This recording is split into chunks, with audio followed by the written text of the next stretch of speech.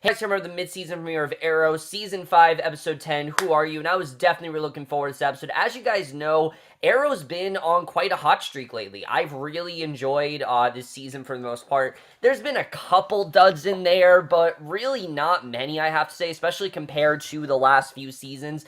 This has been a fantastic season, and especially the way the mid-season finale left off. I mean, this really is a season where they have that right balance of fun, but also that balance of emotion, and I really do love the way they're doing that this season. And that's kind of the reason why The Flash is so lame this year. Honestly, The Flash is lame. I'm not gonna lie. The Flash is really, this season is quite lame. They're really not doing much with it. But this episode, once again, another really great episode. I thought we had some very interesting stuff going on here that really did a great job of talking about what it really means to be a villain. That's what this episode's really all about. But let's just get into this episode because I definitely do want to get into it.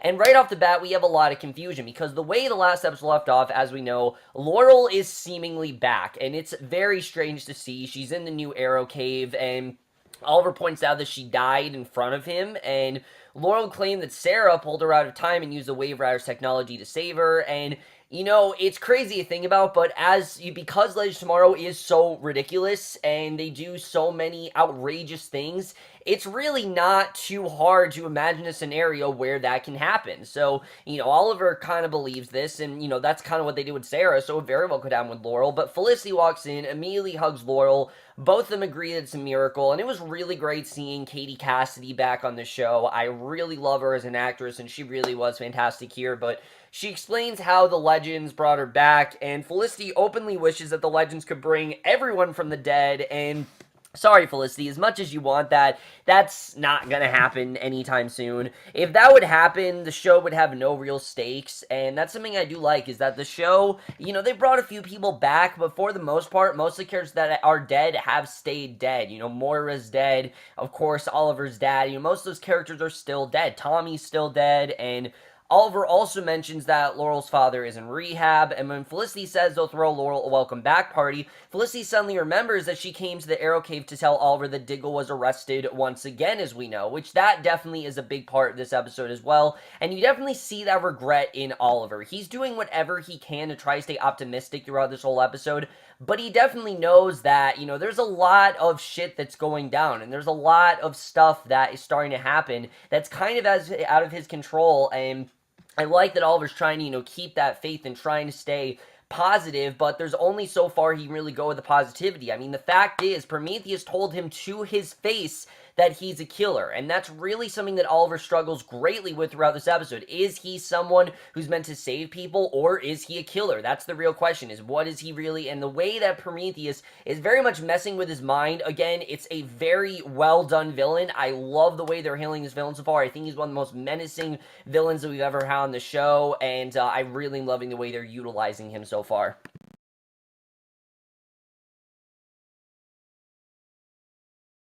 So Oliver and Diggle are in prison, says that it's time to fight these trumped up charges head on because, again, this is not fair what's happened to Diggle, that he's sent back to prison. Oliver says he might know a good attorney, and also says that he and Felicity are working on finding Prometheus's mother because they know that Prometheus obviously has a mother. We know that Prometheus has been following him since season 1, and I like the way they're quickly, not quickly, but they're slowly putting things together. You know, they can definitely tell that there's something going on with Prometheus, and they know that he has a mother, so I like the way they're putting those details together, but they're not rushing it because Prometheus isn't in this episode a lot. He's in maybe 1 or 2 scenes, but the threat of him is very much looming throughout this episode in kind of a way Arrow hasn't done it before. I mean, I've seen them definitely, not use a villain a ton. I mean, hell, it took a long time for Dark to actually start shit last year.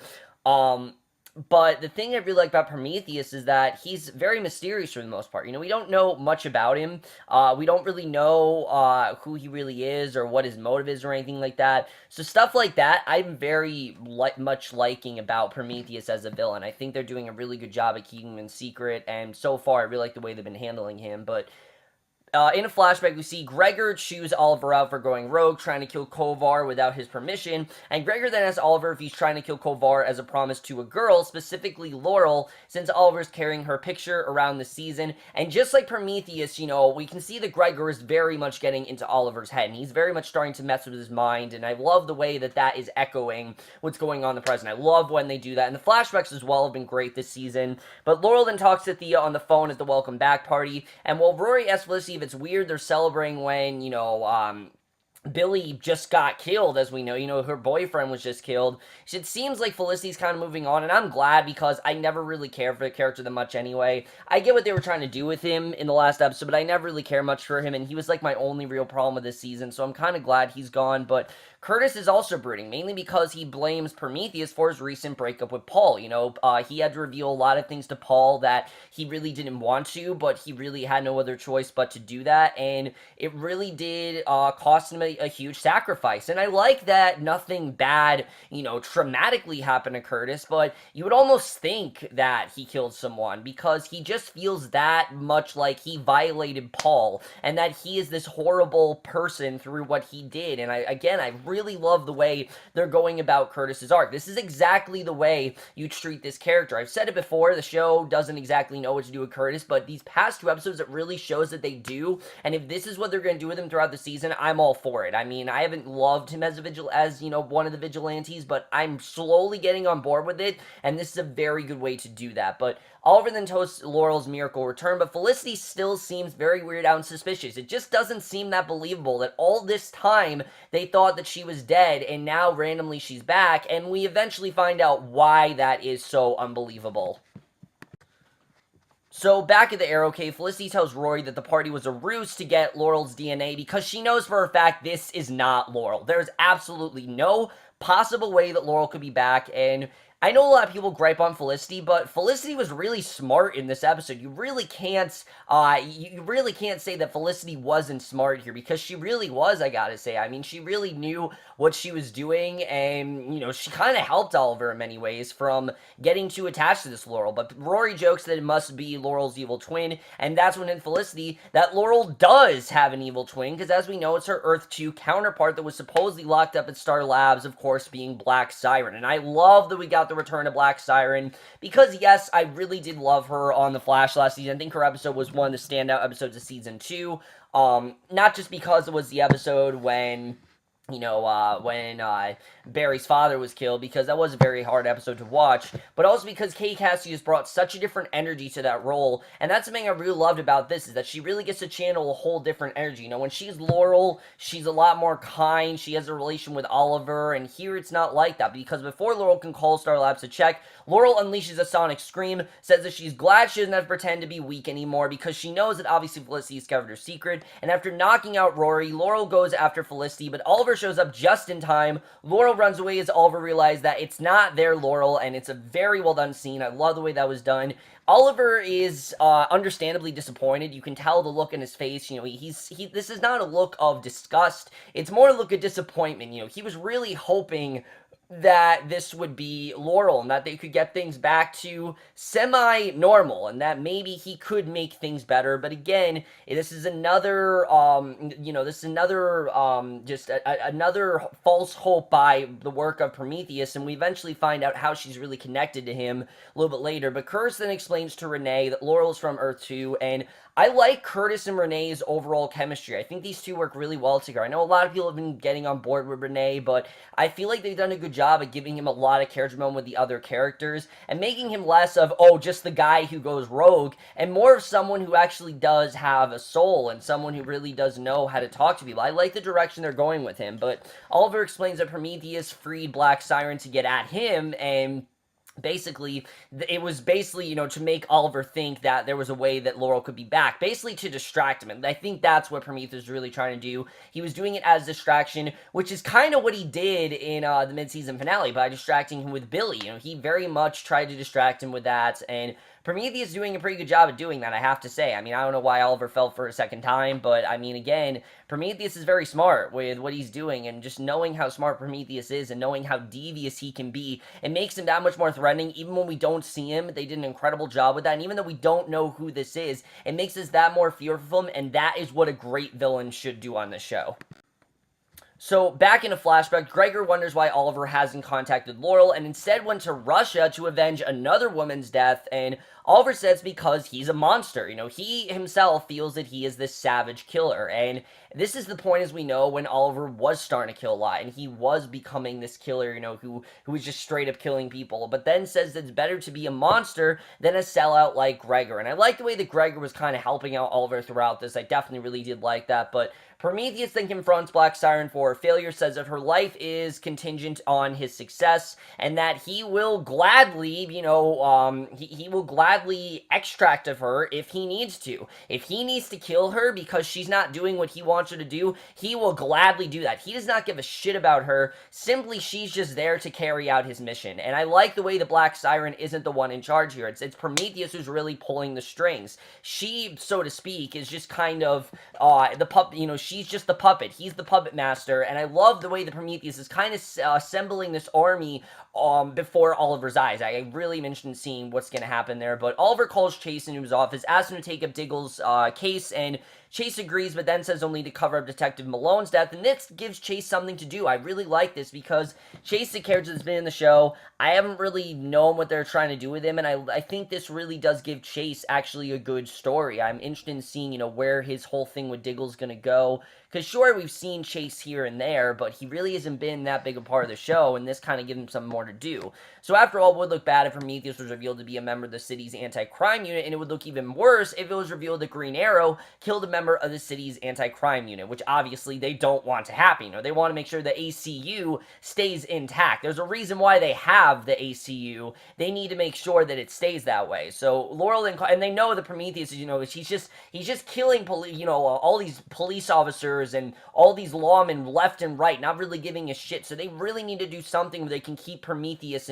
at bay as much as they can to try to subdue him, even if it seems kind of impossible. And I like that hope that Oliver has. You know, he's not completely hopeless. He has this, he definitely has the intuition and definitely has the attitude that this is going to go well and that he can take down Prometheus, and I like that. But Laurel then calls Oliver, says that she was forced to attack them and asked to meet, and Oliver meets Laurel at the Black Canary statue while the rest of the team hides and waits. Felicity tells the rest of the team of Nos to Oliver to take down Black Siren if she tries to double cross, and Black Siren offers to help Oliver track Prometheus and reaches for something. Now keep in mind that Oliver doesn't know that at this point that she is Black Siren. Now he knows that obviously this isn't really Laurel, but basically she's still kind of playing it up, and she offers to help Oliver, but Felicity orders the team to attack. During the fight, Black Siren destroys the Black Canary statue before Oliver sedates her, and then we get into one of the most interesting parts of this entire episode. So back at the Arrow Cave, Felicity admits that she ordered the hits and that she was the one who wanted to take down Black Siren, but Felicity's worried that Laurel is playing Oliver and that she's just getting into his head, which is obviously something that, you know, she doesn't want Oliver to go through. But Oliver says that they were still following a lead, and Oliver then interrogates Laurel about what led her down the path to becoming Black Siren. And this, I thought, was very interesting because Oliver's not willing to kill her. You know, Oliver doesn't want to kill her. He doesn't even want to really arrest her. He wants to know what made her Black Siren, what made her into this villain, not just to get information out of her, but to kind of understand, you know, why he could potentially become a villain. Because I think Oliver, at this point, again, he has that fear that he could be a killer. And basically, we found that on Earth 2, Laurel fled to Central City to get a fresh start after Oliver's death, because as we know, Oliver died back on Earth 2 a long time ago, but she kept making one decision after another, and Oliver encourages her to stop running and that she can choose who and what she is. You know, she doesn't have to keep going in this very violent and hostile direction. She can do whatever she wants, and I like the way that Oliver's really trying to help her. But the thing is, her choice is made. We know she's working for Prometheus. You know she's not going to turn over to Oliver, and that's the only thing that doesn't exactly work here, is that what Oliver wants, we know is not possible. We know that there's no way that Oliver's going to be able to easily turn her over to the good side. That's just not going to happen. So it does kind of make this whole storyline, which is definitely the most interesting stuff going on. It makes it a bit pointless because we know that she's working for Prometheus. But it does definitely add this depth to the character that I really did like and gave her more of a reason to be here rather than we just want Katie Cassidy back. There's more of a reason why she's here, and I really did like that. But Renee tries to get Curtis to open up, but Curtis is upset that he keeps getting his ass kicked and that it cost him Paul. And Felicity gets upset at Oliver for trying to reach out to this Laurel, in part because she joined up a Prometheus, and Oliver talks about how, sure, it might not be their Laurel, but she's not completely evil. He knows there's a good side to her. He knows that he can see the good in her, and he wants to do whatever he can to get that good side and get that to emerge out of her so he can possibly try to, see where she's coming from. And Chase then meets up with Diggle about his upcoming trial, but Diggle warns Chaser the general won't let him get to a trial because he knows that now that he ran away, it's very unlikely that he'll be left off guilty, that he'll be let off free. That's just not gonna happen. If this was before he left, then maybe he had a chance to do that, but now that he is still behind bars and, he tried to run away, there's no way that they're gonna get him back, and it was definitely sad to see. And you can see that Diggle, while Oliver is definitely gaining hope, Diggle's slowly losing it, and it's very sad to see. We know how much hope that Diggle's always had, but he's really losing it, and it really is sad to see what Diggle's going through. But it's a very well done arc, too. I think they're doing really good psychological stuff with Diggle this year in a way they haven't, and I really like the way they've been doing that all season. So Felicity confronts Laurel, says that she won't be fooled like Oliver. However, the power goes out, which paves the way for Laurel to escape from her cave. It turns out the power outage was another ruse by Felicity. She let Laurel go, put tracking nanites in her water so they could track her back to Prometheus, and Felicity then plays the tape for a conversation with Laurel to remind Oliver that he's not their Laurel. This is someone who is much more devious, who is much more against them, who is just a lot more mischievous than their Laurel that they're used to. This is not the same Laurel, and he needs to get that through his head.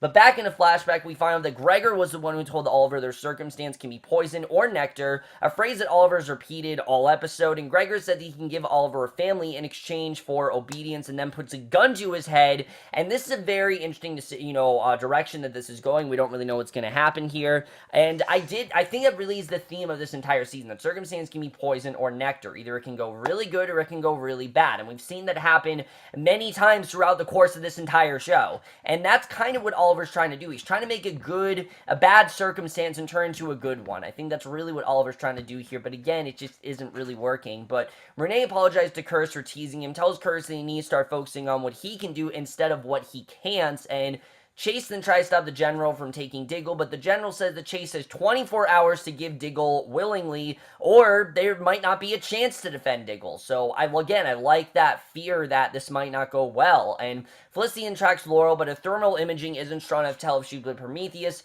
Oliver says they're bringing in Laurel anyway and tells Curtis to bring the portable dampener he's been working on, and when Team Arrow arrives at the warehouse, Prometheus gets the drop on Ragman while Black Siren takes out Wild Dog. Black Siren then knocks out Curtis while Prometheus and Green Arrow start to fight. Oliver tries knocking out Prometheus out with Dissipan, but Prometheus has an immunity, and Prometheus says he's ordered Black Siren to kill Felicity. Yes, that is why Black Siren's really there. Not to make Oliver go mad, but to kill Felicity, and Oliver tries to talk her down. Black Siren doesn't listen, tries to kill both her and Oliver, but Curtis wakes up, uses Dampener to shut down Black Siren's powers, and it's a really triumphant moment for Curtis because we've seen throughout the whole episode he's really been struggling with him having these powers, and not having these powers, but being a vigilante and, thinking that this is really a bad situation. But again, that's turning a bad circumstance into a good one, and that's exactly what Curtis did here. The problem is, I wouldn't say it's underwritten, it's just that wasn't the main focus of this episode, so while it is definitely a triumph, I don't think it's as triumphant as it could be, because we didn't get to focus a ton on Curtis's arc. We had a couple scenes with him and Renee, which were very well done, but I just felt they could have focused a little bit more on this, and then we could have gotten that. But Felicity then punches Black Siren out, and again, very powerful scene. I really did like the way it was done. I really like the way the whole team really did come together to take down Black Siren, even though Oliver knew that he couldn't get her back to the way she was. It was worth a try. He did all he could, and in the end, unfortunately, he still, she still is evil, and he can't really change that. So Chase figures out how to stop Diggle's transfer by having Diggle punch him, and Chase then cites a Star City statute that allows a city official to stop a prison transfer, and if that prisoner commits a secondary crime within Star City, Chase says he'll have to prosecute Diggle for assault, which obviously could take a while because it just, what's the actual charge? What did Diggle actually do? How can he prove his innocence? There's a lot of steps that's going to take him to do that. So the general vows to come back with a sign written from the president. So it seems like Diggle might be able to go on trial, and I'm sure we're going to get some courtroom scenes. So I'm looking forward to seeing where that's going to go. But back at the Arrow Cave, Renee rejoices, saying that I told you so to Curtis, while Felicity ices her hand. Oliver promises that they'll capture Prometheus and says that he had Argus keep Laurel in Star City. If there's any chance to save Laurel, Oliver wants to take it. Again, even if it's not possible, he doesn't want to kill her. He wants her to get back to the Laurel that he knows, and he knows that there is good in her, and, even though he might be in denial, he still has that hope that there's a way to do that, and then we get to a scene that is very crucial because a lot of people talk about this. We get to the final flashback of the night, and we see Talia al Ghul suddenly shoots up Constantine's base, says she's been looking for Oliver, and yeah, Talia al Ghul's now in the story. We'll get into that in a second, but we get to the ending of the episode. While watching some city workers pick up the remains of Black Canary statue, Oliver tells Felicity he wants someone worthy to become the next Black Canary, and I'm not entirely sure how I feel about this. I get why he wants that, because he knows that Artemis betrayed them. By the way, no Artemis this entire episode. I don't know why she wasn't there. We know she's working with Prometheus, so she wasn't there. It was kind of strange she wasn't, but obviously, he knows that, she's no good. There's no way they're going to be able to use Artemis because she betrayed them, and Felicity, on the other hand, is someone he could use, but I really am not looking forward, if they're doing what I think they're doing. I really hope they're not, which I'll talk about, but the episode ends with a cutscene in Hub City where an unknown woman uses a sonic scream to take out two dudes in a bar who were harassing a woman, and that is the way the episode ends. Really great stuff overall. Let's get in this episode where I think we're going to go from here. So overall, guys, this was another really great episode. There was a lot of really great stuff going on here. First of all, I thought the way they were able to get Laurel back made a lot of sense. I mean, on paper, it maybe just seems like, she just came back because people like Katie Cassidy and they felt like she needed to be back on the show. I get that, I really do, and if you guys felt that throughout this episode, that's completely understandable. I really can understand if someone thinks this episode was pointless, but really what this episode was showing is Oliver's hope, and Oliver kind of in denial, but at the same time a lot more hopeful than he usually is, and kind of the way this hope is propelling him to stay positive, and the way that it's kind of making him a better person and making him more likable in general, which that's what we want to see. We want to see a likable Oliver. We don't want to see a dark Oliver who is just brooding all the time, and that's not what Oliver's doing here. He's trying to stay hopeful, and that's something I really did like. Things are really starting to go to shit for him, but he's doing what he can to stay positive, and I like the direction that that's headed, so that's definitely interesting. But if they're really going where I think they're going with this Black Canary direction, I'm not into it. I heard a lot of people say that the writers have even said they want Felicity to be the Black Canary, and I'm not for that, I have to say. Look, I don't hate Felicity like some people do, but there is definitely, if they're going in that direction, there's going to be way too much of an overabundance on Felicity. They're relying a lot on this character, and Felicity to me is supposed to be the geek with the computer. That's what she's meant to be. She's meant to be Overwatch. She's not meant to be a vigilante. Please never make Felicity a vigilante. That's not ever the direction you should take her, and I really hope they're not going in that direction with her, because it just wouldn't make any sense to do that with someone like Felicity. Now, if this was Thea, that I could definitely see, which, by the way, where was Thea this entire episode? She wasn't anywhere to be found. She was in like one scene and that was it, and I definitely did feel her missing throughout this episode, because I really did, I really love the direction they've taken Thea this season. I think they've done some really great stuff with her, but as we know, she's really not there, and as far as things go, now, obviously, we know that she left and everything because of what happened in the Legends of Tomorrow arc, but there's really not much else to say there. But as far as things go with Diggle, I'm very interested in seeing where the Chase Diggle storyline really takes us, because it seems like Chase does have a case here that he could really use to Diggle's advantage, but the real question is, one, does Diggle want to be saved? Two, how viable is this? What kind of facts does he need? How can he prove his innocence? Is this for or against Diggle? That's the real question, is this really in Diggle's favor? We don't really know, and that's something else I'm definitely very interested in getting into, as well as, I thought this was a really great episode for Curtis. Though they did some really really great stuff with showing Curtis's genuine disgust of what he's really become. You know, he hates who he's really become. He thinks that this really has killed his marriage, but we've seen that it kind of is helping him, and I think definitely he will get back on good terms with Paul. I don't think this is the end of the relationship in any way. I think we're definitely going to see more of the storyline, and I'm interested in seeing where this is going to go. It gives Curtis something great to do, and that's something I've wanted all season. I think they've done that very well here. I really am liking the direction they're going with Curtis, and of course, the biggest thing in this episode by far is, of course, what's going on with Talia al Ghul. People have said for years that Talia al Ghul should be on the show, and finally she is, and I don't really know what they're going to do with her, but this isn't a surprise because we've known for a few months now that Talia al Ghul was going to be on the show. They casted her, and I'm very happy to see that she's on the show. I don't know what she's going to do, but I'm very interested in seeing the direction they're going to take her. People, like I've said, have said she should have been on the show for years. I know people thought Nyssa was going to be Talia al Ghul, but Nyssa hasn't been on this show all season. I've really not seen a ton of her, so Talia al Ghul, I'm very interested in seeing where they're going to go with her. I think that she is a very fascinating character, and I'm definitely interested in seeing what they're going to do with her. As long as it doesn't go in a Ra's al Ghul direction, I'm definitely looking forward to seeing what they do with Talia, but I also love the way, back to the present, that the way that Prometheus is really getting into Oliver's head, the way he's really making him think that he is this killer, I think is very interesting. My only complaint with this episode, like I said, is one, I do think that Thea's absence was definitely missed, but also, of course, the one thing that Oliver wants to do, which is turn Laurel good again,